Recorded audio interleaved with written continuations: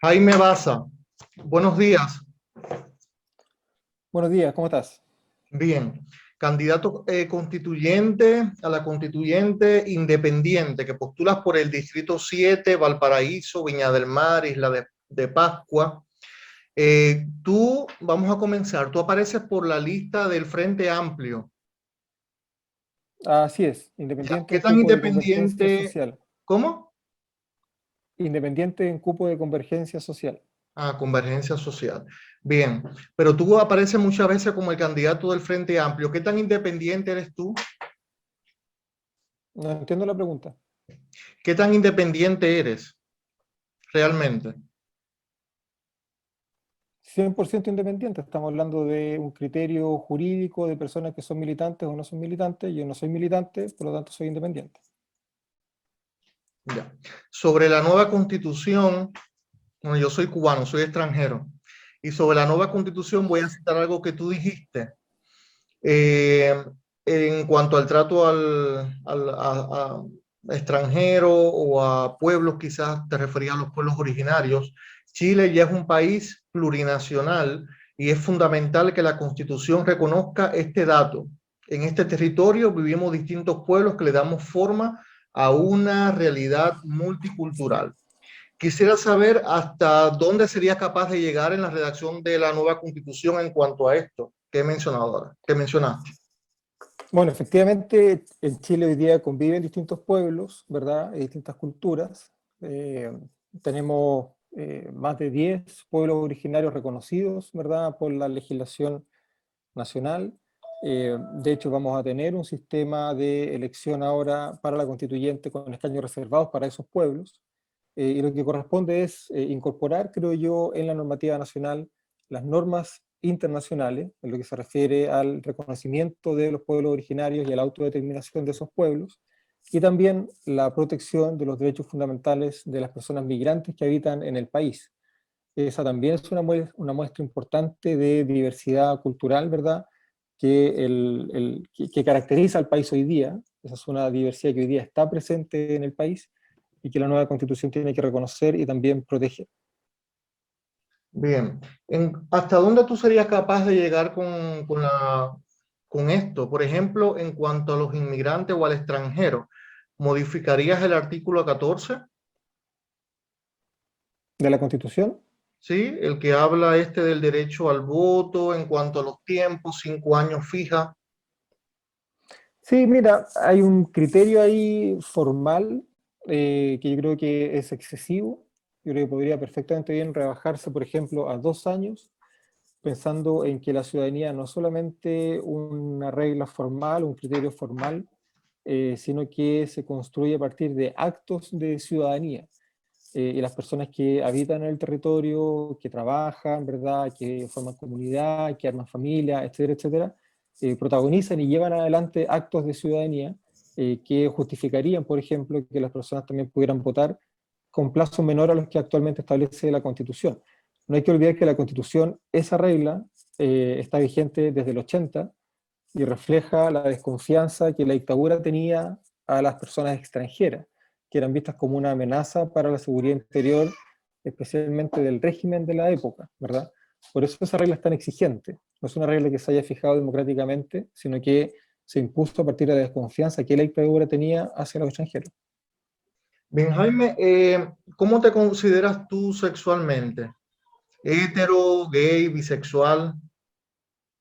Heterosexual. Heterosexual.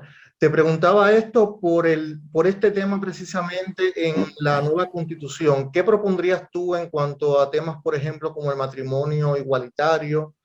¿Qué visión tienes tú? Yo creo que las personas tenemos derechos por el hecho de ser personas, no por las orientaciones o tendencias sexuales de cada cual, y por lo tanto todas las personas deberíamos tener los mismos derechos. Sobre este tema, en este tema en particular, yo no veo mucha diferencia con lo que proponen algunos candidatos, por ejemplo, de Evópolis, Gonzalo Blumer, Hernán Larraín, igual ellos están a favor del matrimonio igualitario. ¿Cuál sería tu diferencia con estos candidatos?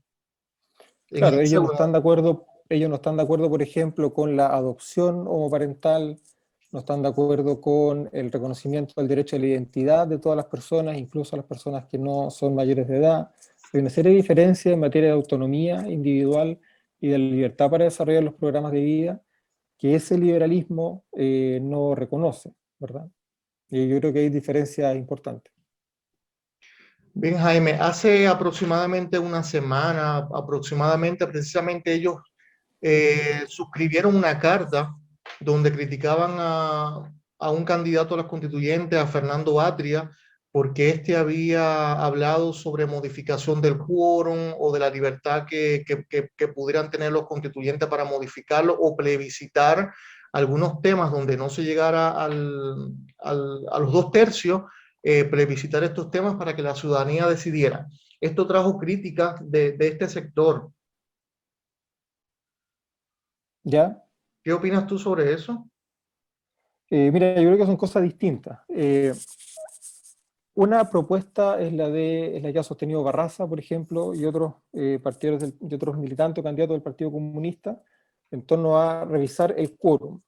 Lo que Fernando Atria ha propuesto son reglas o mecanismos o criterios que forman parte del sistema de votación de la constituyente, que es básicamente incorporar un mecanismo de desbloqueo para aquellas situaciones en las cuales, habiendo mayoría importante, no se alcanzan los 2/3 establecidos, y se puede incorporar un mecanismo de desbloqueo. Eso forma parte de las competencias de la constituyente. Está expresamente contemplado en el artículo 133 de la Constitución, que señala que la convención va a tener que regular su reglamento de votación. En el reglamento de votación van a tener que estar establecidos criterios tales como el uso de la palabra, el cierre del debate, la clausura, la regla de votación en el pleno, en las comisiones, ¿verdad? Etcétera, etcétera. Y entre ese etcétera está precisamente la necesidad de tener una norma de desbloqueo. ¿Por qué esta cuestión es tan importante? Porque es muy probable que haya ciertas materias en las cuales no se alcancen los 2/3, ¿verdad? Para ninguna de las alternativas posibles. Por ejemplo, se vota un congreso unicameral, no alcanza el quórum. Se vota un congreso bicameral y tampoco alcanza el quórum. ¿Qué hacemos? Ahí se necesita un criterio que forma parte de las reglas de votación que permita resolver el bloqueo y así garantizar el trabajo de la constituyente. Eso no significa cambiar las reglas, porque en esta materia no hay regla. Lo que hay es un quórum. Y Fernando Atria, y entre otros yo mismo, que hemos suscrito un par de cartas juntos, nos hemos propuesto cambiar el quórum. Lo que estamos estableciendo, lo que estamos proponiendo es discutir el contenido de las reglas de votación que tiene que establecer la constituyente, porque hasta el día de hoy nadie discute que esas reglas las tiene que establecer la constituyente. Bien, hablemos de la familia en la nueva constitución. Perfecto. Pero ¿cuál es la pregunta? Sí, ¿qué visión tienes tú de la familia? A ver, la Constitución, como te decía hace un rato, tiene que reconocer derechos para todas las personas por el hecho de ser personas, más allá de cuáles son sus opciones particulares de vida. Las personas tenemos derecho a formar familias, ¿verdad? Y tenemos derecho a formar las familias que cada individuo decida libremente, ¿verdad? Eso es lo que la Constitución reconoce, la libertad individual. Y de esa perspectiva, el concepto de familia que la Constitución debe proteger no es un concepto cerrado, sino que debe ser un concepto abierto, que dé cuenta de la diversidad de opciones políticas que hay en democracia, de cómo esa diversidad se respeta, y cómo las personas adultas tenemos el derecho y la libertad de formar familia siguiendo nuestras propias convicciones y no las convicciones de la mayoría. Bien, cuéntame un poco ahora de ti, de tu familia, quiénes la componen. ¿Por qué? Quisiera saber sobre tu familia, que me hablaras de ti, cómo es un día normal tuyo, que me hablaras de tu familia. Eh, no entiendo la pertinencia de la pregunta, la verdad. Es una entrevista abierta. ¿No quieres tocar ese tema de tu familia? No, prefiero mantenerlo en el aspecto de la vida privada. Pero recuerda que eres una figura pública. Claro, y prefiero mantener ese aspecto de la entrevista dentro de la vida privada. Ya. ¿Cómo es un día normal tuyo? Bueno, en estas mismas condiciones de cuarentena y encierro, así como me ves, sentado frente al computador, en el comedor de mi casa, trabajando. Eres profesor de Derecho Constitucional. Cuéntame un poco más sobre tu profesión, lo que haces. Yo soy académico de la Universidad de Valparaíso, soy profesor de jornada completa e investigador. Eh, dentro de las tareas que cumplo como profesor universitario, está no solamente la docencia, sino que también la investigación. En ese sentido, soy integrante de dos claustros de doctorado en la Universidad de Valparaíso y soy director también de un centro de investigaciones que está alojado en la Facultad de Ciencias Sociales. Has escrito varios libros, como que estás bien preparado para la constituyente, eres profesor de Derecho Constitucional, tienes un doctorado. Así es. Así es. Y además de eso, has escrito, yo estaba viendo tres libros, casi todos sobre la constituyente, sobre la constitución, y el último sobre los constituyentes sin poder. Háblame un poco de ese libro. Mira, yo he escrito como 10 libros en total. Eh, los últimos dos son del 2020 y ese Constituyente sin poder es del año 2018. Y es un análisis jurídico filosófico sobre el ejercicio del poder constituyente y las limitaciones teóricas que el ejercicio del poder constituyente tiene en el paradigma jurídico moderno, ¿verdad? Y cómo esas condiciones, particularmente en el caso de Chile, han servido de alguna manera como obstáculo para el pleno ejercicio y el pleno desarrollo del poder constituyente. Vi que compartiste un Twitter donde, un Twitter que hablaba sobre Gonzalo Blumel. ¿Ya? Eh, en ese Twitter, igual para muchos, para algunas personas, él no debería estar postulando a la constituyente por su pasado. ¿Tú compartes esa visión?